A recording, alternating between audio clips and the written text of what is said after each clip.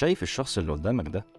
غالبا انت ما تعرفش اسمه ولا صورته عدت عليك قبل كده، لكن في الحقيقة ده المطلوب الأول لجهاز ال FBI الأمريكي في التسعينات، واللي متصنف كأخطر رجل في أوروبا.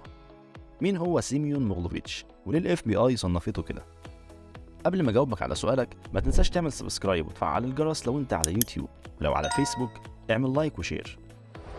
في البداية موغلوفيتش من مواليد سنة 1946 في مدينة كييف بأوكرانيا، واللي كانت تابعة وقتها للاتحاد السوفيتي، وقدر خلال فترة شبابه إنه يكون ثروة كبيرة من عمليات النصب والاحتيال المالي. لكن في الثمانينات قدر يوسع من نشاطه وبقى شامل تقريبا كل حاجة غير شرعية ممكن تخطر على بالك. لكن أكتر حاجة كان عبقري فيها هي غسيل الأموال، وافتكر الحتة دي كويس علشان هنرجع لها قدام. المهم سيميون قدر يكون إمبراطورية كبيرة من الأعمال الغير شرعية في دول كتير في أوروبا، وكان حجم أعماله وثروته ونفوذه بيكبر يوم بعد يوم، وبفضل ذكائه وعبقريته وقسوته الشديدة مع منافسينه أطلقوا عليه لقب زعيم زعماء المافيا. ولحد نص التسعينات كان مشهور إنه ملك غسيل الأموال، وكان بيمتلك شركات تجارية ومصانع ومطاعم وشركات بترول في أوروبا ضمن شبكة كبيرة ومنظمة لغسيل الأموال. بس كل ده ما كانش كفاية، لأنه كان محتاج مكان أكبر يغسل فيه فلوس أكتر ويحقق مكاسب أكبر. فقرر يدخل عرين الأسد، أمريكا، منبع أموال العالم. ونجح فعلا يغسل كمية أموال كبيرة جوه أمريكا، وقدر كمان يحتال على المستثمرين هناك في أكتر من 150 مليون دولار. وده طبعا لفت الأنظار ليه عشان يبدأ فصل جديد وطويل من حياته وهو اللعب مع الأمريكان. وبدأ ال FBI يحقق في نشاطات موغلوفيتش عشان يكتشفوا مفاجآت خطيرة كانت صادمة ليهم.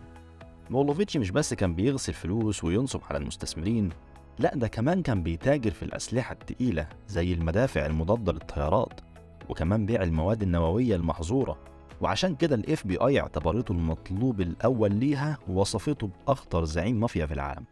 وبدأت تتحرك عشان تقبض عليه، وتبدأ لعبة الشطرنج بين موغلوفيتش وال FBI.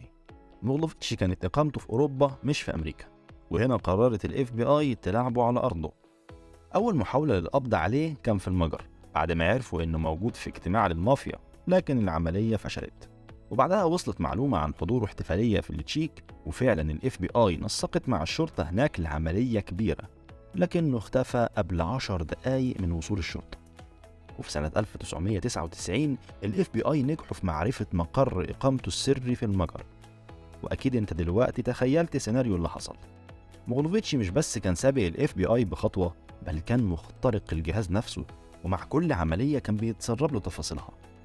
ال FBI عرفت إن هي بتطارد شبح، فقررت تحاول تخترق منظمته من جوه. ونجحت بالفعل في تجنيد شخص من المافيا وضابط كبير منشق عن المخابرات الروسية، وخدوا منهم معلومات مهمة عن نشاطات موغلوفيتش. لكن مصير الشخصين دول كان بشع، الأول تم تفجيره والتاني مات مسموم. ال FBI أيقن إنه بيخسر كل الجولات رغم التخطيط الجيد ليها، لحد ما موغلوفيتش اداهم الضربة القاضية وقطع عليهم الطريق في القبض عليه تماما، بأنه قرر يستقر في روسيا عشان تكون فرص ال FBI في القبض عليه شبه مستحيلة.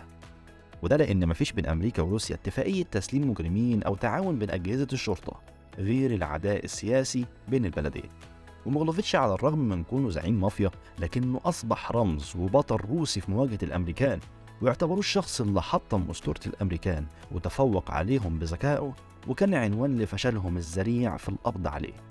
ولحد النهارده موغلوفيتش عايش في روسيا في قصر كبير بعيد عن ايد واعين ال FBI اللي عارضين مكافأة 5 مليون دولار لأي شخص عنده معلومات عنه. لو وصلت لحد هنا يبقى الفيديو عجبك، ما تنساش تشترك في القناة، ولو مش عارف اسمع من عارف.